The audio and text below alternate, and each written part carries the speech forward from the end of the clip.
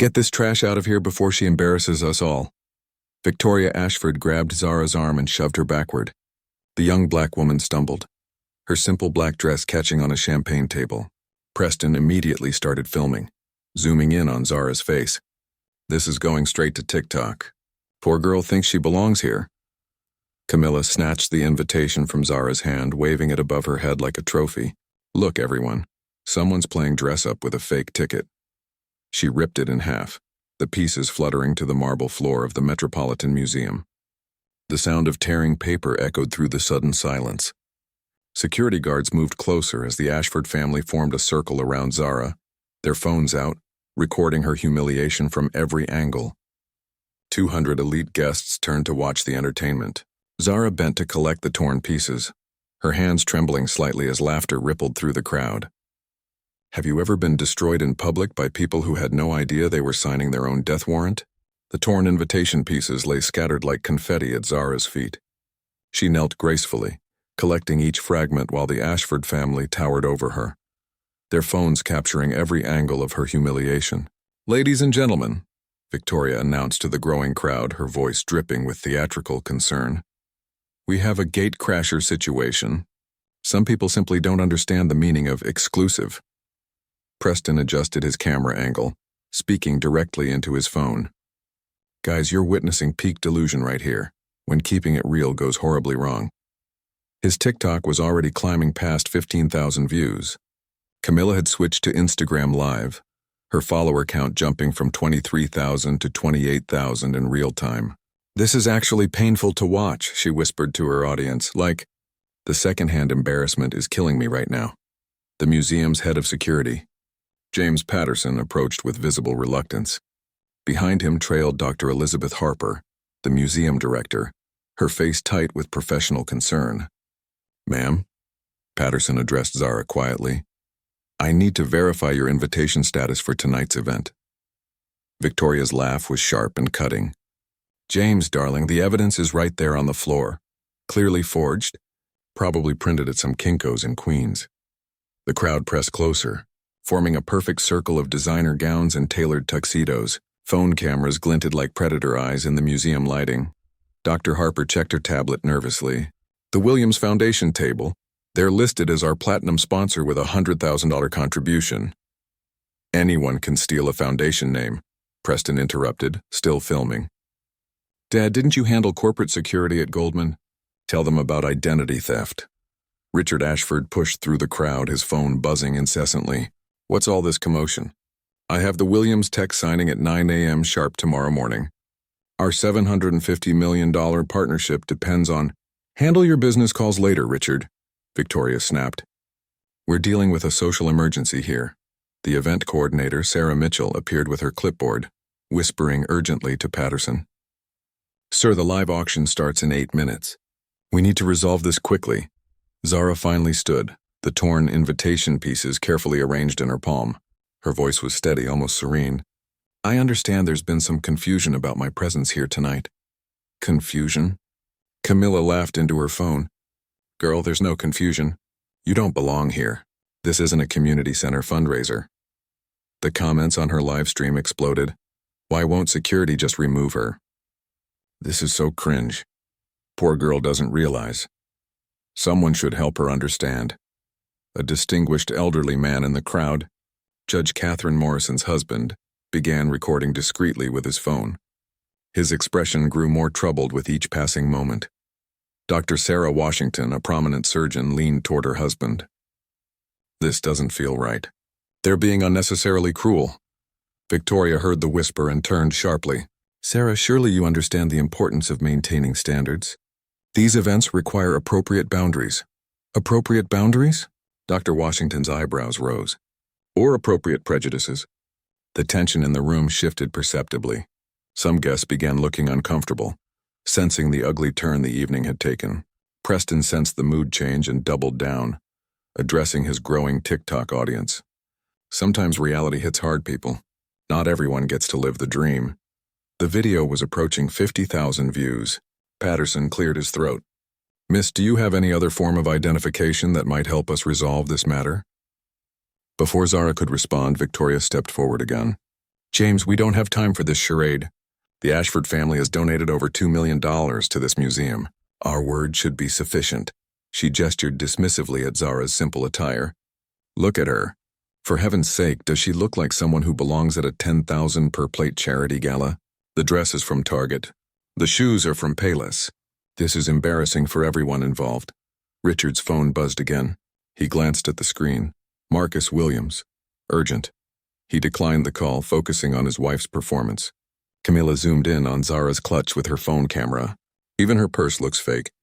Like, girl, we can tell the difference between real Bottega and a knockoff from Canal Street. The crowd murmured agreement. Someone called out, "Just have security escort her out quietly." Another voice, "This is getting uncomfortable to watch." A third, "Someone should call this into page 6. Zara's phone buzzed insistently in her clutch. The screen, briefly visible to nearby guests, showed Dad Marcus Williams with multiple missed call notifications. She declined the call without speaking. Victoria pounced on the moment. Even her phone calls are disruptive. This is exactly what I mean about appropriate behavior in civilized society. Patterson looked increasingly uncomfortable. "Ma'am, if you could just show me some identification." "She already showed you her fake invitation," Preston interjected. "What more proof do you need that she's lying?" The museum's official photographer had been discreetly documenting the confrontation from multiple angles. The images would later become evidence in ways none of them could imagine. Dr. Harper checked her watch. 8:52 p.m. "Ladies and gentlemen, our live auction begins in 3 minutes. Perhaps we could resolve this first," Victoria finished firmly. She turned to address the entire crowd. "Before we proceed with tonight's festivities, we need to handle this security breach appropriately." The circle of elite guests tightened around Zara like a designer-clad noose. What had started as curious observation transformed into active participation as more socialites pulled out their phones, turning the humiliation into prime social media content. "This is actually insane," whispered Manhattan socialite Rebecca Sterling into her phone, live streaming to her 45,000 Instagram followers, like watching a social suicide in real time. Victoria sensed the crowd's energy and fed off it, raising her voice theatrically. "Ladies and gentlemen, this is precisely why exclusive events matter. Without proper screening, anyone can waltz in and contaminate the atmosphere." Preston had switched to a second TikTok account, this one focused on cringe content. His follower count climbed past 75,000 as he provided running commentary. Update, security still hasn't removed her. "This is getting painful, guys." Judge Catherine Morrison stepped forward, her authority commanding immediate attention. "Victoria, as someone who's presided over discrimination cases, I must say this young woman appears calm and respectful. Perhaps we should—" "Catherine, your legal expertise is admirable," Victoria interrupted smoothly. "But this is about social standards, not courtroom procedures." Camilla had positioned herself for the perfect angle, her Instagram Live now pulling 35,000 viewers. The comments streamed relentlessly. "Why is she still there? Security is useless. This is so awkward. Someone help that poor girl realize." Dr. Harper frantically checked her tablet, cross-referencing donor lists. "The Williams Foundation is definitely our platinum sponsor. $100,000 contribution confirmed. Foundation names can be stolen." Richard Ashford interjected, finally pocketing his buzzing phone. "Corporate identity theft is more common than you think." Patterson approached Zara with visible reluctance. "Miss, I'm going to need you to come with me to verify your credentials privately." "No," Victoria's voice cut through the murmur. "This needs to be handled transparently. We've all witnessed the situation unfold. Privacy would only enable further deception." The crowd murmured agreement. Someone called out, "Make her prove she belongs here." Dr. Washington shook her head in disgust, pulling her husband aside. "Charles, I've never seen anything this cruel at a charity event. Should we intervene?" He whispered back, "How?" "They have her surrounded." Zara remained motionless in the center of the circle, still holding the torn invitation pieces. Her composure was unnerving. No tears, no anger, no defensive explanations, just quiet dignity that somehow made the situation more disturbing. Preston sensed the crowd's discomfort and escalated his performance. "Guys, I think she's in shock, like reality is finally hitting her." He zoomed in on her face. This is what delusion looks like when it crashes into truth. The museum's official photographer continued documenting everything, his professional eye capturing the power dynamics, the racial undertones, the mob mentality of New York's supposed elite. Camilla noticed other high-profile attendees in the background of her live stream and tagged them frantically. "Come see this disaster in person." Her tags worked. More influencers arrived, phones ready, sensing viral content. "This is Melissa Crawford reporting live from the Met Gala charity auction," announced a young woman with a press badge, speaking into her phone. "We're witnessing an unprecedented security situation involving a possible gate crasher."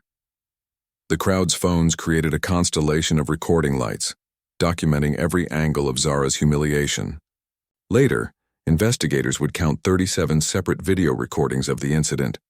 Dr. Harper tried once more for control. "Perhaps we could move this to my office."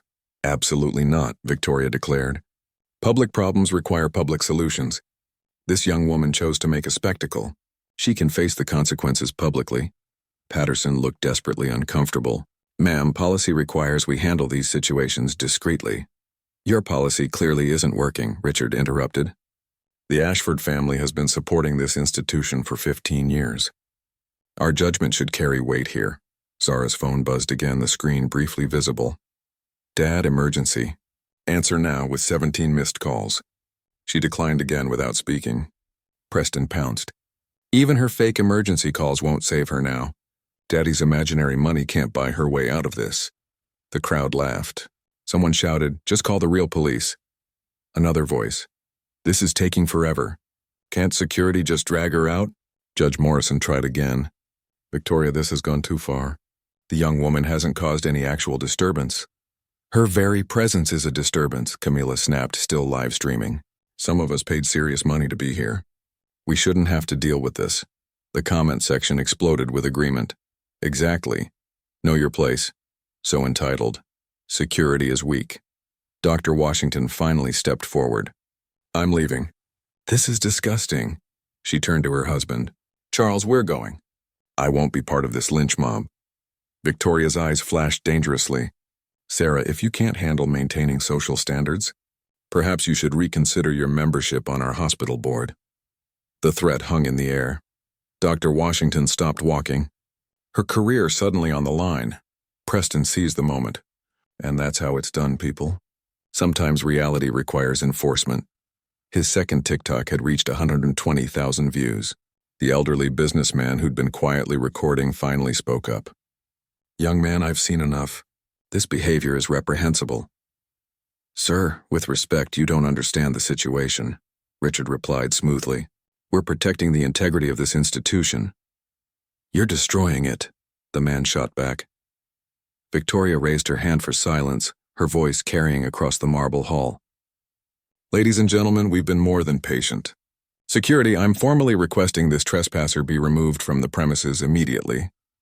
The crowd erupted in applause. Phone cameras captured the moment from every angle as Patterson reluctantly approached Zara. "Miss, I'm sorry, but I have to ask you to leave." Zara looked up at him, her eyes calm and clear. "I understand your position, Officer Patterson." The fact that she knew his name surprised him. She reached into her clutch, not for identification, not for money, but for her phone. "Actually," she said quietly, speed dialing a number, "I think it's time I made a phone call." The phone rang once before connecting. "Hi, Dad. Yes, I'm still at the Met Museum." "Actually, I think you should know what the Ashford family really thinks about our community." Zara's voice carried clearly across the marble hall. The crowd's chatter died instantly as 300 guests strained to hear the conversation. Victoria's triumphant smile flickered. Something in Zara's tone, calm, authoritative, familiar, sent a chill down her spine. "I'm here with Victoria, Preston, Richard, and Camilla Ashford," Zara continued, her eyes never leaving Victoria's face. "They've been very educational tonight." Dr. Harper's face went ashen. She grabbed her tablet, frantically scrolling through donor files. Her fingers trembled as she cross-referenced names, sponsors, and foundation records. The Williams Foundation. Marcus Williams, CEO, Williams Tech Corporation. She looked up, horror dawning. "Oh my God. Oh my God." Preston's TikTok stream captured the museum director's reaction in real time. His 85,000 viewers watched her face transform from confusion to absolute terror. Comments exploded. What's happening? Who is Marcus Williams? Why does the director look like she's dying? Richard Ashford's business mind made the connection first. His phone had been buzzing all evening with 17 missed calls from Marcus Williams. Williams Tech CEO, the same Marcus Williams whose $750 million partnership would save Ashford Industries from bankruptcy. The same Marcus Williams he was supposed to meet at 9 a.m. tomorrow morning to sign the papers. His face drained of color as the implications crashed over him like a tsunami. Marcus Williams, he whispered, the words barely audible. The Marcus Williams. Judge Morrison pulled out her own phone, quickly searching. Her voice carried across the crowd as she read. Marcus Williams, CEO and founder of Williams Tech Corporation, net worth $12.7 billion, Forbes' richest Americans list, philanthropist. The crowd heard fragments as others began searching. Tech empire billionaire. Williams Tech, that Williams. Several socialites gasped audibly. Rebecca Sterling nearly dropped her phone mid-live stream. The fashion blogger Melissa Crawford stopped her reporting entirely, her face going pale. Zara continued her phone conversation, her voice growing slightly colder. Dad, they tore up our foundation's invitation. Called it fake. Said I was, what was the phrase, Preston? Worthless trash that needed to be removed before I embarrassed everyone. Preston's phone shook violently in his hands. His TikTok audience watched in real time as the blood drained from his face. The comment section shifted from mockery to shock. Wait, what? Is she serious? Marcus Williams has a daughter. This family is about to be destroyed. Camilla's Instagram live chat erupted in chaos. OMG, that's the Williams. She's Marcus Williams' daughter, the tech billionaire. Holy, they're screwed. Screen recording everything. Victoria grabbed Richard's arm with manicured nails, her grip desperate. Tell me this isn't happening. Tell me that's not actually the Marcus Williams whose company partnership is the only thing standing between us and bankruptcy. Richard whispered, his voice cracking. The $750 million joint venture we're signing tomorrow morning. The deal that saves our entire empire. Dr. Harper's voice cut through the crowd, shaking with panic. Ms. Williams, Zara Williams, I am so deeply, profoundly sorry. There's been a terrible, horrible misunderstanding. Actually, Dr. Harper, there's been no misunderstanding at all. Zara's voice remained perfectly calm, almost serene.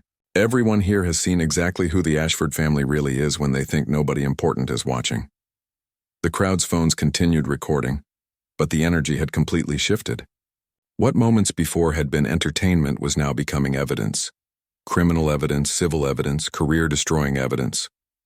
Patterson backed away from Zara, his hand instinctively moving to his radio.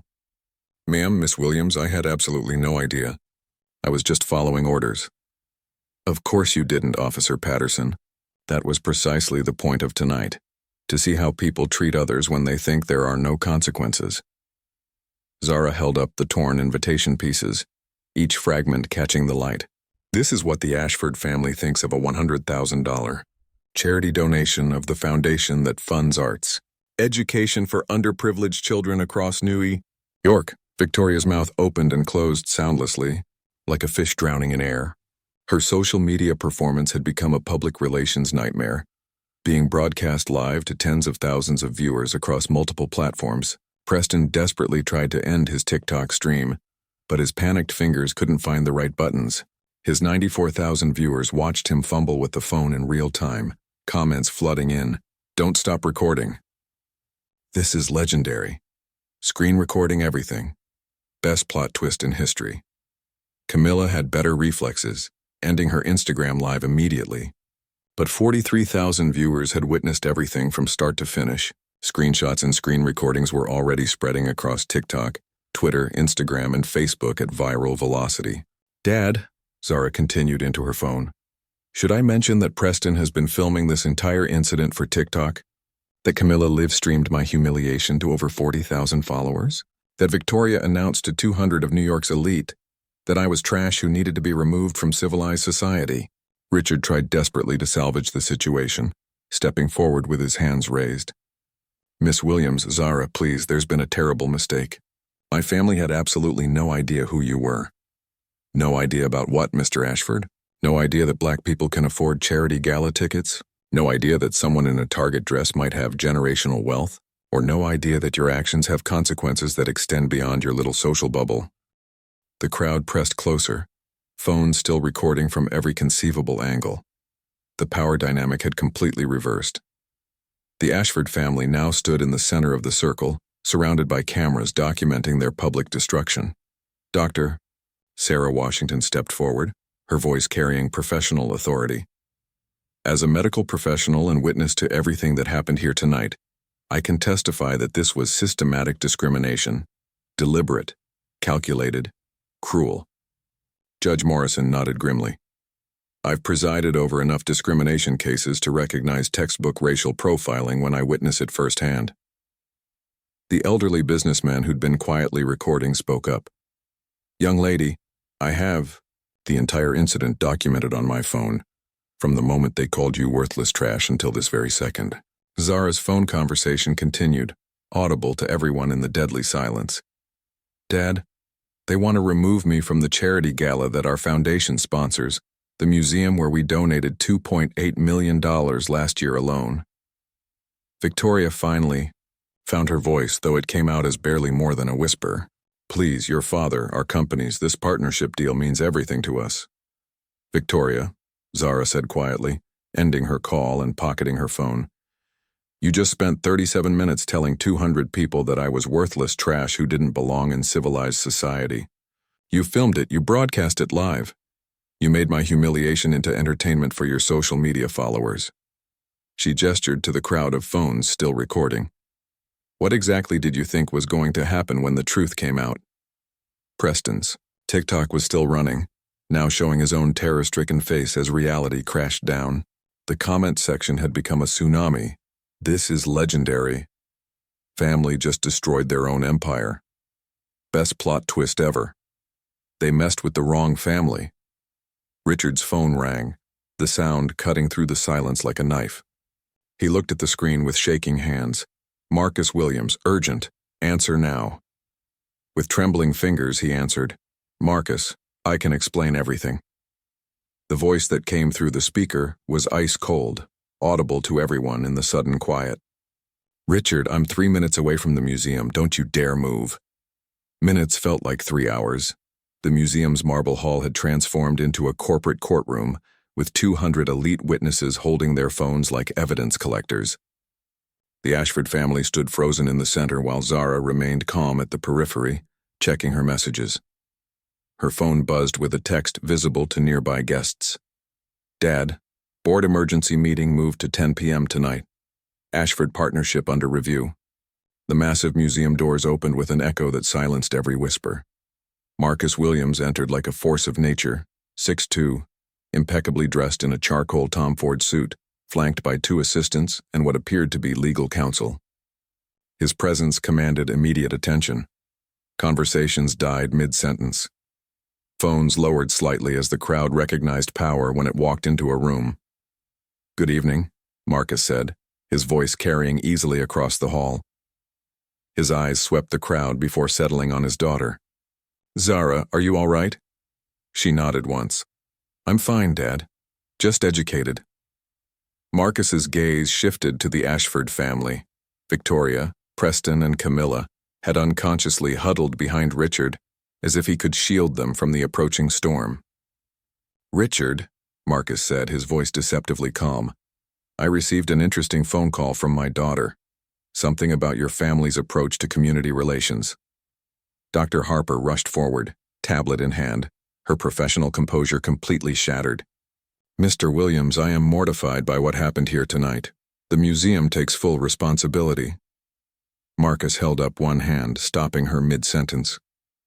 Dr. Harper, you're not responsible for the Ashford family's behavior, but you are responsible for how your institution responds to it. He turned back to Richard, who was visibly sweating despite the museum's climate control. Let's discuss some numbers, shall we? Ashford Industries' current debt load, $1.2 billion. Your stock price, down 73% this year. Your quarterly losses, $89 million. Richard's face went gray. These were private financial details, not public knowledge. Without our partnership, Marcus continued, Your company has approximately 67 days before bankruptcy. With it, you projected a return to profitability within 18 months. He paused, letting the financial reality sink in. Past tense, Richard projected. Preston's hands shook as he tried to process the magnitude of what was happening. His TikTok was still live, now showing 127,000 viewers watching his family's empire crumble in real time. Marcus's assistant, a sharp-dressed woman with a tablet, stepped forward. "Sir, shall I read the social media documentation, please?" Her voice was clinical, professional. Preston Ashford's TikTok account. 4 videos posted tonight. Combined viewership 347,000 and climbing. Content includes calling Ms. Williams trash, delusional, and suggesting she doesn't belong in civilized society. Preston tried to interrupt. "I was just..." Camilla Ashford's Instagram livestream, the assistant continued. Broadcast to 43,000 viewers. Duration 37 minutes. Content includes mockery of Ms. Williams's appearance, accusations of crashing the event, and encouragement of public humiliation. Camilla's face was the color of ash. Her influencer career was evaporating in real time as brand partnerships received thousands of angry messages. Victoria Ashford, the assistant concluded, documented making physical contact with Ms. Williams, destroying her invitation, and calling for security to remove the trash. Victoria finally found her voice. "Marcus, please. I made a terrible mistake. I had no idea who Zara was." "Stop." Marcus's voice cut like ice. "Victoria, you didn't mistake my daughter's identity. You saw a young black woman in a simple dress and decided she didn't deserve basic human dignity." He gestured to the crowd. "You made that decision in front of 200 witnesses. You filmed it, you broadcast it, you made it entertaining." Dr. Washington stepped forward. "Mr. Williams, I witnessed the entire incident. Your daughter handled herself with remarkable grace under circumstances that were inexcusable." Judge Morrison nodded. "As someone who's presided over discrimination cases, what I witnessed tonight was textbook harassment based on racial assumptions." Marcus's legal counsel spoke up. "We have 37 separate video recordings of tonight's incident from 17 different angles. The documentation is comprehensive." Richard desperately tried to salvage something from the wreckage. "Marcus, surely this personal matter shouldn't affect our business relationship. Our companies. Marcus's eyebrows rose. "Richard, my company partners exclusively with organizations that share our values. Tonight your family demonstrated exactly what values you prioritize." He turned to address the crowd. "Ladies and gentlemen, you've all witnessed something remarkable tonight. A family willing to publicly humiliate a young woman for entertainment. A family that sees charity events as opportunities to enforce social hierarchies." His voice grew colder. "The question is, what kind of business culture do you think that family creates? How do they treat employees who don't look like them? Customers who don't dress like them? Communities that don't share their privilege?" Preston's phone was blowing up with notifications. His TikTok comment section had become a nightmare. "Your family is disgusting. This is what racism looks like. Hope your company goes bankrupt.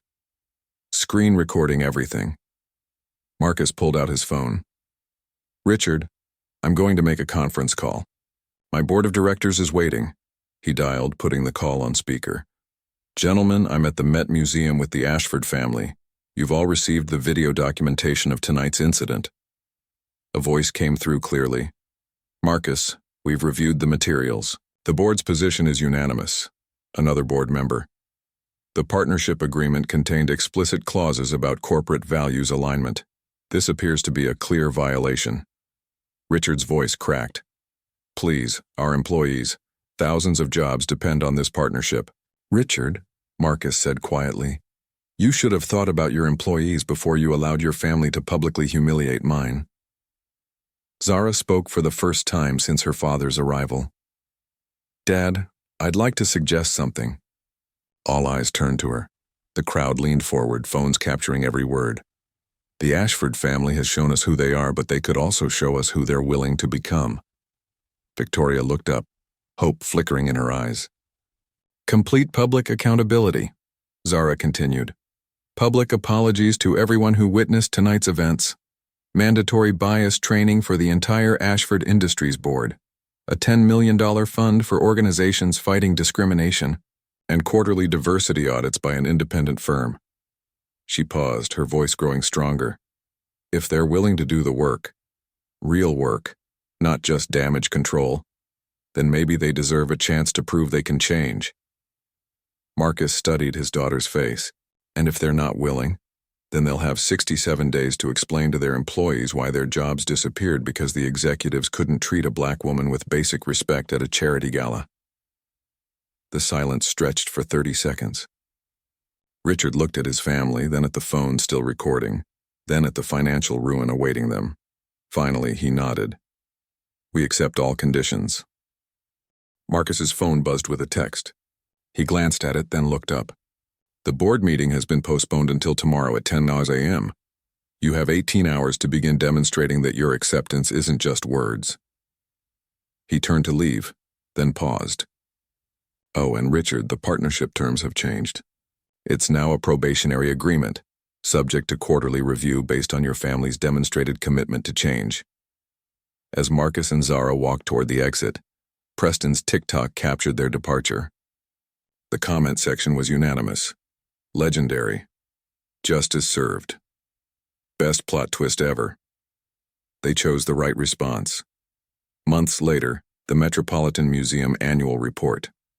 The same marble hall where Zara Williams faced public humiliation now hosted a very different kind of gathering. The Williams-Ashford Corporate Responsibility Summit drew 300 business leaders, diversity consultants, and civil rights advocates. Dr. Elizabeth Harper stood at the podium, her voice carrying across the crowd with newfound confidence. 6 months ago, this museum witnessed an incident that could have destroyed lives and companies. Instead, it became a catalyst for unprecedented change. In the front row, the Ashford family sat with markedly different postures. Victoria wore a simple navy dress, no diamonds, no designer labels, and took careful notes as speakers discussed unconscious bias. Preston had traded his TikTok fame for genuine advocacy, his phone now recording testimonials from scholarship recipients. Camilla's Instagram had transformed from luxury lifestyle content to educational posts about privilege and accountability. Richard Ashford approached the microphone, his hand steady, but his voice carrying the weight of hard-learned lessons. Ladies and gentlemen, I want to share some numbers with you, not financial projections or market analyses, but human impact data. He clicked his first slide. Ashford Industries diversity statistics from 6 months ago. 3% black employees in leadership roles, 12% women in executive positions, 0 minority-owned suppliers in our top vendor tier. The crowd listened intently as he continued. Today's numbers: 31% minority leadership, 47% women executives, 35% of our supply chain contracts with minority-owned businesses. Dr. Angela Rodriguez, Ashford Industries' new Chief Diversity Officer and former Williams Tech executive, joined Richard at the podium. These changes weren't just policy updates. They required complete cultural transformation. She gestured to a large screen displaying employee testimonials. Marcus Johnson, promoted from warehouse supervisor to regional operations manager. Maria Santos, whose innovative logistics proposal saved the company $2.3 million annually. Dr. James Brooks, whose R&D team just secured our most profitable patent in 5 years. The audience saw faces that reflected America's diversity, employees who had been overlooked, undervalued, or completely excluded under the old system. Victoria rose from her seat, approaching the microphone with visible nervousness. The same woman who had commanded the room 6 months ago with cruel confidence now spoke with genuine humility. I want to address the elephant in the room, she began. 6 months ago, I publicly humiliated a young woman based on nothing but racist assumptions. I destroyed her invitation, called her trash, and tried to have her removed from an event her family sponsored. Her voice strengthened as she continued. I've spent these months in intensive bias training, volunteering in Harlem community centers, and most importantly, listening to people I had spent 50 years ignoring. She clicked a photo of herself serving meals at a community kitchen. This is Sarah Martinez, age 67, former hotel housekeeper. She taught me that dignity isn't determined by designer labels. This is Michael Williams, age 34, software engineer. He helped me understand that intelligence doesn't correlate with zip codes or skin color. Preston stepped forward, his transformation perhaps the most dramatic. The young man who had filmed Zara's humiliation for TikTok entertainment now spoke with quiet authority. My videos from that night have been viewed over 2.8 million times across platforms. Initially, I was mortified, but then I realized, good. Let people see what privilege and prejudice look like when they think nobody important is watching. He showed his phone screen to the crowd. This is my new TikTok content.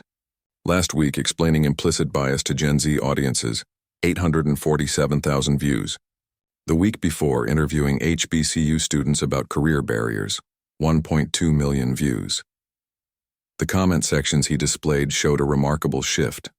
This is real education. Using his platform for good now. Redemption arc complete. Camilla's transformation was equally profound.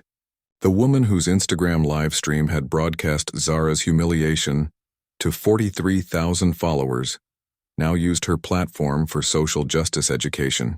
I lost 89,000 followers initially, she admitted, but I gained something more valuable. A community of people committed to real change. My Privilege Check series reaches 200,000 people monthly with content about recognizing and dismantling systemic advantages. She showed screenshots of her recent posts. Partnerships with civil rights organizations, fundraisers for educational nonprofits, honest discussions about wealth inequality. Marcus Williams took the stage, his presence still commanding but warmer than that night 6 months ago. The question everyone asks is, why did we give them a second chance? Why not simply destroy them and move on? He paused, scanning the audience. Because destruction is easy, transformation is hard, and transformation creates lasting change that benefits everyone. The screen behind him displayed financial data. The Williams-Ashford partnership has generated $1.2 billion in revenue this year. But more importantly, it's created 2,472 new jobs, with 67% going to candidates from underrepresented communities. Dr. Washington, who had witnessed the original incident, stood to speak. As someone who initially wanted to leave that night, I'm grateful I stayed to see what accountability and action look like. She gestured to a display board showing concrete outcomes. The Ashford Family Foundation has donated $15 million to HBCU scholarships, minority business incubators, and criminal justice reform organizations. But beyond the money, they've donated their time, their platform, and their willingness to be uncomfortable while learning. Judge Morrison added her perspective. In 30 years on the bench, I've seen how discrimination cases usually end with legal settlements and no real change.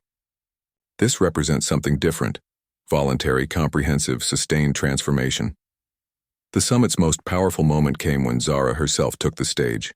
Now 25, serving as Williams Tech's Vice President of Corporate Social Impact, she commanded the room with quiet authority. 6 months ago, I stood in this same space being called trash, having my invitation torn up, facing security guards who wanted to remove me from a charity event my family sponsored. She gestured to the audience. Today, this room is full of executives who've implemented bias training, entrepreneurs who've changed their hiring practices, and young people who found the courage to speak up when they witness injustice. Her voice grew stronger. The Ashford family's behavior that night was inexcusable, but their response afterward has been extraordinary. Real change requires both accountability for past harm and commitment to future growth. She clicked to her final slide. Photos of the scholarship recipients, the promoted employees, the new diversity initiative spreading across corporate America. 23. Fortune 500 companies have adopted similar accountability protocols. 17 universities now require implicit bias training for all students. 8 states have passed legislation based on what they witnessed here. The room erupted in applause as Zara concluded. That night, the Ashford family showed us the worst of who they were. These past 6 months, they've shown us the best of who they can become. Victoria approached the microphone one final time.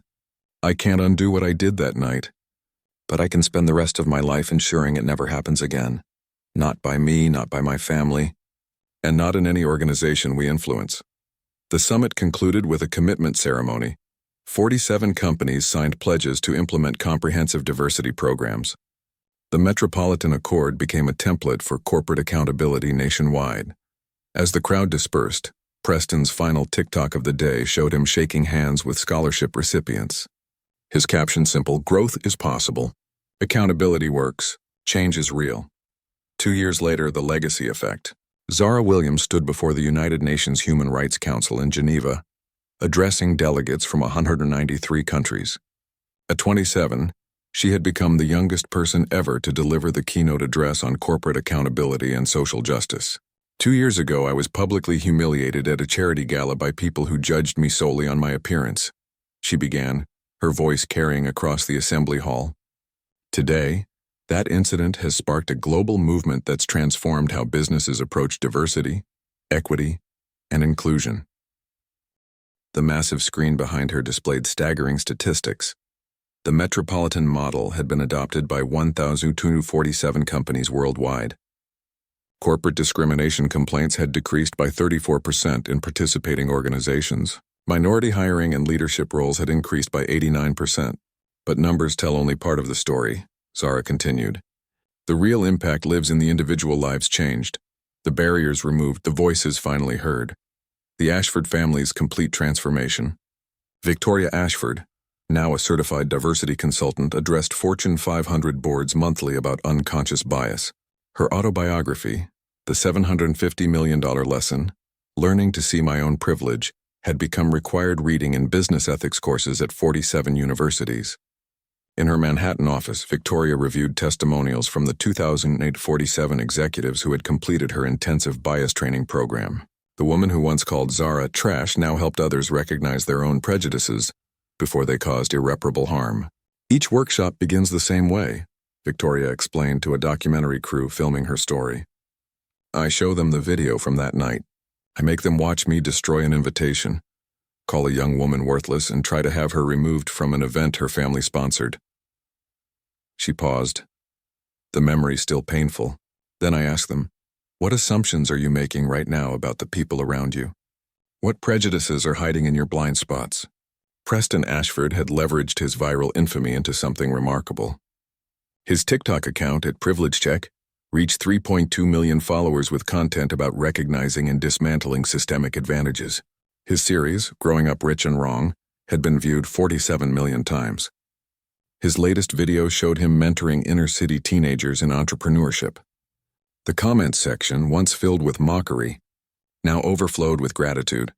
You saved my career by teaching me to check my bias. Your vulnerability gives me hope. Real growth looks like this. Camilla's Instagram transformation was equally profound. Her Accountability Journey series documented her evolution from tone-deaf socialite to social justice advocate. Her 890,000 followers engaged with content about wealth inequality, educational access, and criminal justice reform. Her most viral post showed her working at a community legal clinic. Caption reading, 2 years ago I live-streamed someone's humiliation for entertainment. Today I'm using my platform to amplify voices that deserve to be heard. Corporate America's seismic shift. Richard Ashford addressed the National Association of Corporate Directors, sharing results that had shocked industry analysts. When we implemented comprehensive diversity initiatives, our skeptics predicted decreased efficiency and increased costs. He clicked to financial projections that defied conventional wisdom. Instead, employee productivity increased 23%. Customer satisfaction rose 31%. Our stock price has outperformed the S&P 500 by 67% over 2 years. Dr. Angela Rodriguez, now serving as Chief Diversity Officer for 3 companies simultaneously, had become the most sought-after executive in corporate America. The Metropolitan model isn't about charity or goodwill, she explained to Harvard Business School students. It's about unlocking human potential that was previously ignored or suppressed. Her data was irrefutable. Companies implementing the full protocol saw average revenue increases of 18% within 18 months. The business case for justice had become undeniable. The ripple effect across society. The incident's impact extended far beyond corporate boardrooms. Dr. Sarah Washington had used her experience as a witness to establish the Dignity in Healthcare initiative, training medical professionals to recognize and eliminate bias in patient care. I watched a young woman maintain her composure under circumstances designed to break her spirit, Dr. Washington told medical residents. That night taught me that dignity isn't something you can take from someone. It's something they choose to maintain, regardless of how others behave. Judge Morrison had incorporated lessons from that night into her courtroom procedures, implementing new protocols to ensure equal treatment, regardless of defendant's appearance, accent, or socioeconomic status. Justice isn't just about legal precedent, she explained to law students. It's about examining our assumptions and ensuring they don't compromise our judgment. The global movement. The Metropolitan Accord had inspired international legislation. The European Union passed comprehensive corporate accountability laws.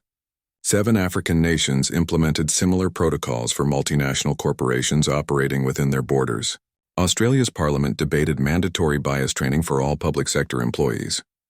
Zara's documentary, Dignity Interrupted, had been translated into 23 languages and screened at film festivals worldwide.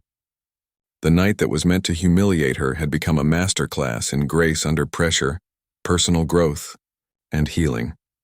Marcus Williams reflected on the journey during a quiet moment with his daughter in their home office. I've watched you transform pain into purpose, humiliation into hope. That's not just leadership. That's heroism. Zara smiled, reviewing applications for the Williams Foundation's latest initiative, a $50 million fund supporting young entrepreneurs from underrepresented communities. Dad, I learned something important that night. The people who try to diminish you are often revealing their own insecurities, not your inadequacies. She gestured to photos covering their wall. Scholarship recipients, promoted employees, families lifted out of poverty through the programs sparked by that night's incident. Sometimes the most important moments in history look like personal failures at the time. The continuing evolution. Preston's latest TikTok series, Conversations I Should Have Had Years Ago, featured him speaking with people his family had previously overlooked. Service workers, immigrants, formerly incarcerated individuals. Each conversation revealed wisdom and dignity that privilege had previously blinded him to see. Victoria's community work had evolved beyond penance into genuine passion. She spent Saturdays teaching financial literacy in underserved neighborhoods, her designer wardrobe replaced by practical clothes suited for real work with real people. Camilla had enrolled in law school, specializing in civil rights advocacy. Her social media influence now drove policy discussions rather than fashion trends. The call to action. As Zara concluded her UN address, she issued a challenge that would define the next phase of the movement. Every day, each of us faces moments where we can choose dignity over prejudice, inclusion over exclusion, growth over comfort. The assembly hall remained silent as she continued. The question isn't whether you'll face these moments, you will. The question is, what will you choose? Will you be someone who diminishes others to elevate yourself? Or will you be someone who lifts others to heights you never imagined possible? Your turn to act. Have you witnessed discrimination in your workplace, community, or social circles? Share your story in the comments below. Your voice matters in this ongoing conversation about dignity and justice. Tag 3 people who exemplify inclusive leadership and tell them why their example inspires you. Change spreads through networks of courage and accountability. Research the companies you support as consumers and investors. Do they demonstrate genuine commitment to equality?